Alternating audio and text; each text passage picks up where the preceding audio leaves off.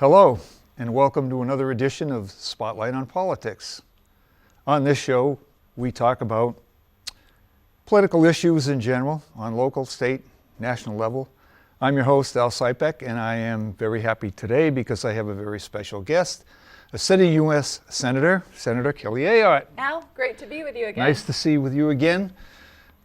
The last time I had Kelly here, she was Attorney General in New Hampshire, and we were talking about the right to know law. So, let's talk about some interesting topics. I mean, you have a lot of them, but how about the heroin crisis? Oh, devastating for our state, Al. Everywhere I go, I'm meeting someone who lost a loved one. In fact, last week I went to the wake of a 28-year-old girl. So sad. So in Washington, I've been working the last couple of years on a bill called the Comprehensive Addiction and Recovery Act. It's got a prevention piece, treatment, support for our first responders who are administering Narcan, and it's a life-saving drug, bringing people who are in a drug overdose back to life, and also support for stronger prescription monitoring programs. So this passed the Senate about 3 weeks ago, 94-1. I'm not sure much who happens 94-1, but it's gotten a lot of support from law enforcement, treatment providers, prevention folks, and it's going over to the House, and I'm optimistic it'll be signed into law. So this issue is so critical. We can't solve it all from Washington, but I've been fighting hard to make sure that we have the right support from Washington and working with state and local officials and people who are trying to make a difference. We've got to turn this around. Well, you were here for a forum on opioids. And I was. The fire chief was a good friend of mine, said, it was pretty impressive that the senator stayed there throughout the whole event. Well, I learned a lot from that forum, and Londonderry stepped up. That was an important forum where the leaders of your town and also the fire chief, police were there. It was important, and also families who lost people that they love. So I think it shows, everyone wants to work together on this. So I want to give all the support I can for the local officials, and that's what this bill and the resources I'm trying to get to New Hampshire from Washington will do. Well, the whole issue with the opioid crisis, and I've followed it in the news and everything else like that, and I saw Narcan. I can go down and buy it at the drugstore and everything else like that. Now I read that the heroin dealers are giving you your dose in this hand and your Narcan in the other hand, and I've always felt, since one of the people that volunteers here is a pharmacist, he was telling me he knew a girl that had Narcan 9 times before she finally passed from the 10th dosage. Right. So my whole point was, it's okay to save them with Narcan, but they're just going to repeat it. We've got to get them into treatment. This is the whole thing. Yeah. And there aren't enough treatment facilities available. So absolutely, we don't have enough capacity, and that's why a component of the work I'm trying to get support at the federal level to help us have more capacity here, along with what we need to do at the state level and local level. It's got to be a partnership. And, Al, you said you talked to somebody that works in the pharmacy field. Yes. This is the other issue we need to understand. The data shows that 4 out of 5 people who turned to heroin started with overusing, misusing prescription drugs. And so OxyContin, any of those painkillers that are in your really in your medicine cabinet, you've got to turn them into your local law enforcement. And you got to make sure that people understand that that is a gateway. So when you're prescribed those, being very careful, talking to your physician, and especially our young people too, because I've heard a lot of stories of people had a knee injury, then I got hooked, then I went to heroin. And so this is a piece of improving the communication we have with the medical community, and also prevention. We got to get that piece out too so people understand. Right. Because I was reading also this, right now there's a pretty high recidivism rate for addicts. Well, it's tough. I mean, this stuff is really addictive. And so not only as we think about prevention's the best. If we can get into prevention and we can, I think that was a big topic at that forum tonight, that night we had in Londonderry. We're getting in the schools, getting to our young people. So that's key, but also the treatment and then recovery. So just because you go into detox doesn't mean it's all over. You need to have that support structure. Many of them are 12-step programs, the support in the community to keep people, make sure that they have the support to say, hey, you can do this, and help them. Mm-hmm. I agree 100% there. Okay, moving on. Let's talk about veterans. Yes. I was reading the other day about the Veterans Choice Cards on the news about the fact that the VA will refer a veteran somewhere, take your choice card, and lo and behold, they don't tell them that it's not covered, the treatment they're getting, and they wind up with a bill for a treatment that could cause them to go bankrupt. Well, Al, we've been working hard on this choice issue. This is something I work with Senator Shaheen on, to get a provision that addresses New Hampshire, because we don't have a full service hospital. So we got that provision working together and passed into law. And so what it should allow is our veterans to have access to a local provider, and they're supposed to be told very clearly their ability to go there. We've been working to get this much better. There's been too much bureaucracy, and to get it much clearer, to make sure that the providers are paid. So some of the providers won't be getting paid, so we've been working on that piece. And then also our veterans, we can't leave them with a bill. We got to make sure it's clear to them. Exactly. Make it easy for them to get in there. So I work on this almost every week, because to me this is so critical, to make sure that we get the care for those who have served us, that they earned. And to me, the VA's been slow to embrace, obviously, this. We're making progress, but this is one we just have to stay on so we get it right for our veterans. They deserve it. The other thing that has been bothering me, Al, is, as I look at the VA system as a whole, going back to what happened in Arizona, yes, the wait list. I've had a bill, I got it out of Homeland Security, I got it out of the Veterans Committee, so those people who committed misconduct in Arizona, including the woman who was the director of the facility that manipulated the wait list, got bonuses. And so I had a bill, we should claw the bonuses back, that this should never happen again, that if you commit misconduct, you certainly don't get a bonus, you're held accountable. And so this bill, I've been trying to get it passed on the Senate floor, but it's being blocked right now. And it's absurd, such common sense. So I'm going to continue to fight for this too, more accountability for our veterans. Well, us ordinary citizens are astounded at what the VA's done and how they can get away with this stuff. Yeah, it's astounding. And you know what's the sad thing about it? There are good people that work there, and they're the ones that get hurt too, because when they're doing a good job and someone over here commits misconduct and gets a bonus, what kind of message does that send? Exactly. And everybody's looking for a change, because it has always been the American way that, okay, when we're going to war, we need you. It happened after World War I. Yeah. What did they do? Send the troops in to break up the veterans in Washington, right? A little better after World War II, but it's time that, and I'm glad to see now. Time for us to get it right. To get it right, and now at least the attitude of the American people toward veterans is awesome.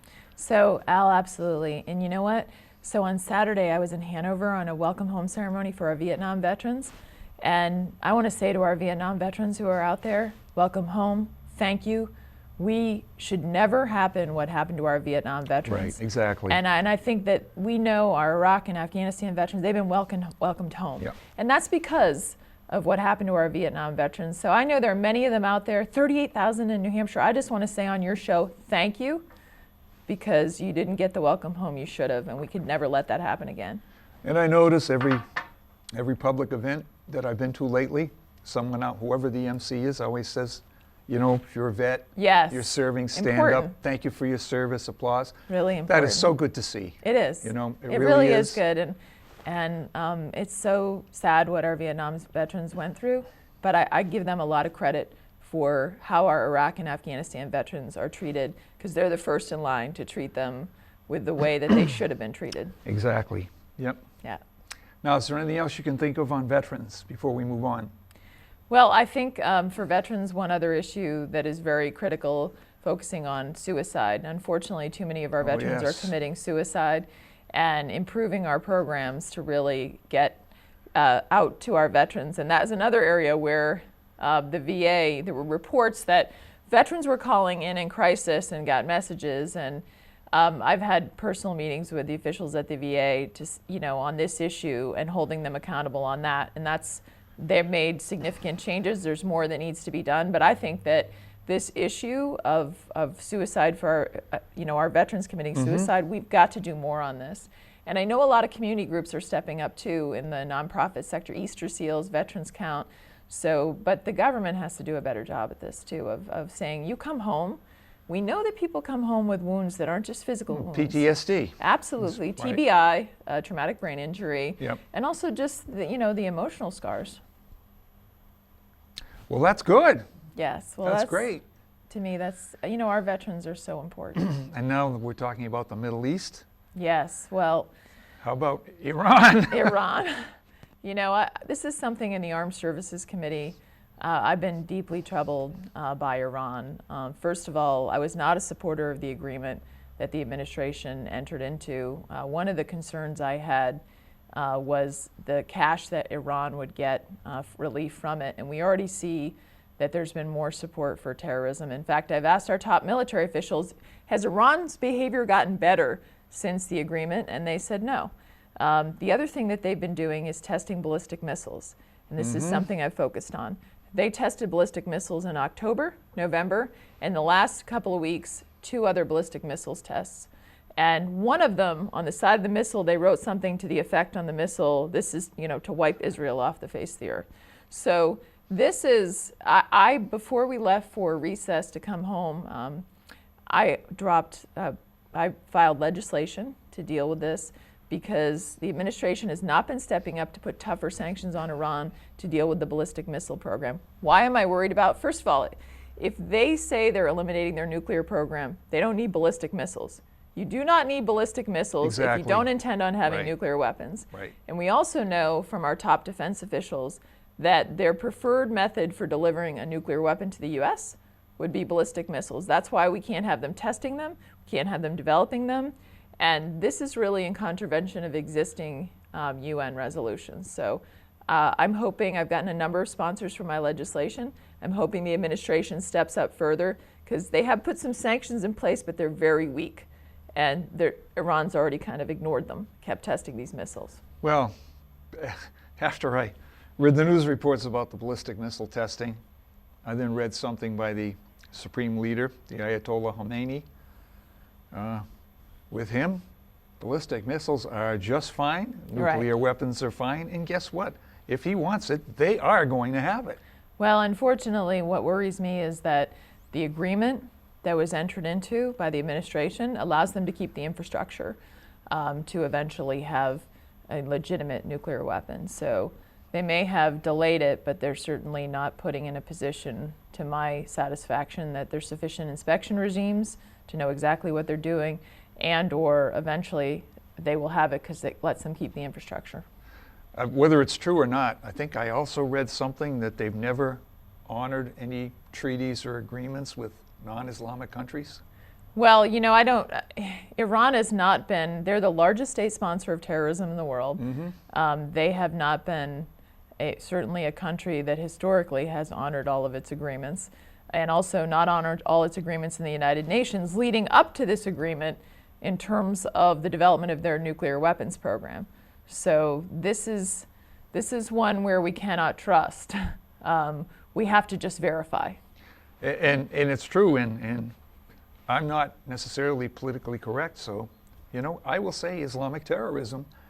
It's true. It's out there. No one else is doing it, Well, I've called it for what it is. It's radical Islamist terrorism, and unfortunately we face that. We saw the attack with ISIS in Brussels, what happened in Paris, what happened in San Bernardino, and we also know, of course, the devastating attacks of Al-Qaeda on our country. True, and it would be very hard to be politically correct if you were kneeling in the sand with your head ready to be cut off. Yeah. Tragic. You have to deal with something factually with what it is. You have to look at the facts as they are. Right. What do you think about the whole Middle East, the way it's going now with Syria? I think that ISIS is a very grave threat to us, and that was evident by what happened in Brussels most recently. And I was disappointed. When this occurred, I had hoped, and I called on the president to actually bring together the NATO countries at that point. Brussels is actually where the NATO headquarters is located. Yes, it is. And it seemed to me an opportunity for us to call together the NATO countries. First of all, how are we going to better share intelligence? Because we already see that there were some intelligence failures there. Right. Second, what are we all going to do more collectively and stronger to defeat ISIS and to shrink their territory that is allowing them to claim this success, and also allowing them, for example, to encourage people in our country using social media to self-radicalize? And then finally, also, I think we need to really look more strongly at our visa waiver program and make sure that we have every protection in place so that individuals who have traveled to Iraq and Syria, thousands and thousands of Europeans, that they can't come to the U.S. And we've done some improvements on that, but I think we can go further. Sounds good. Yeah. And I see the European Union, I read something today that Greece is shipping some refugees back. Well, they've been flooded. The European Right. Union has been flooded. And as you know, we've had testimony even post-Paris. As you know, at least one of those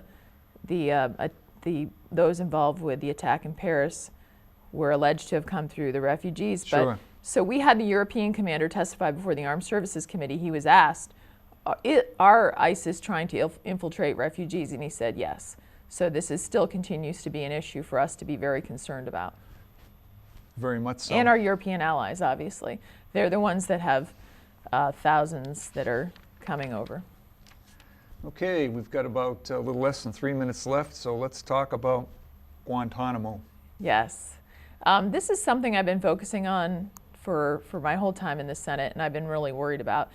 I believe that Guantanamo is certainly a top-notch detention facility. I've been there twice.